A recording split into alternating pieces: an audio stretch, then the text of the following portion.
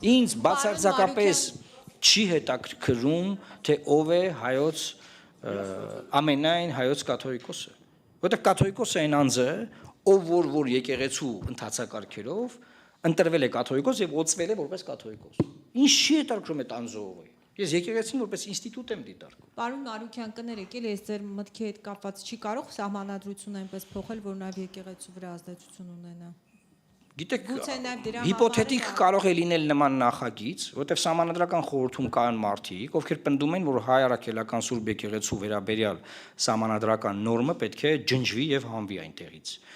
որին ես դեմ եմ խոսել եւ կշարունակեմ դեմ խոսել։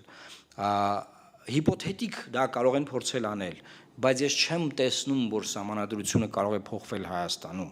Եվ ես գտնում եմ, որ չպետք է Հայաստանը մտնի նոր սահմանադրության ընդունելու գործընթացի մեջ, այնպես ինչպես ասում է Ալիևը։ Ինչու՞, որովհետև այն երկկողմանի պատային մի արհավիրք է մեզ համար, որովհետև եթե մենք ընդունում ենք, որ Ալիևը ճիշտ է ասում ու գնում ենք մեր սահմանադրությունը նորից ընդունենք, դա նշանակում է, որ շատ հնարավոր է, որ դա ընդունումից հետո, եթե հիպոթետիկ այն ընդունվում է,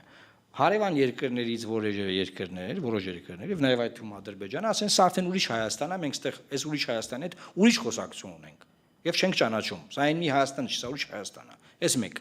Պատկերացնենք չի ընդունվում։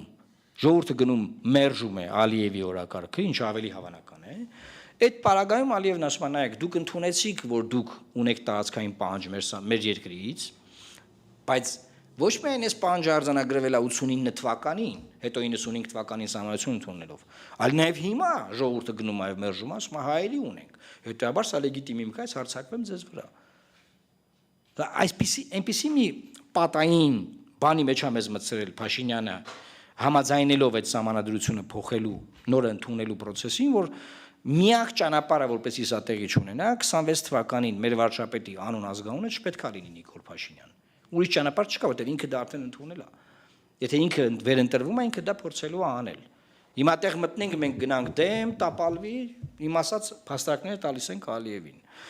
Գնան ընդունեն այդ սահմանադրությունը, նորն ընդունեն, այն իմ ասած մյուս ռիսկերն է գալու Հայաստանի առաջ։ Այսինքն սա մի process է, որը քանդարարություն է, որևէ լավ բան չի տալու եւ վստահաբար խաղաղության հետ կապ չունի։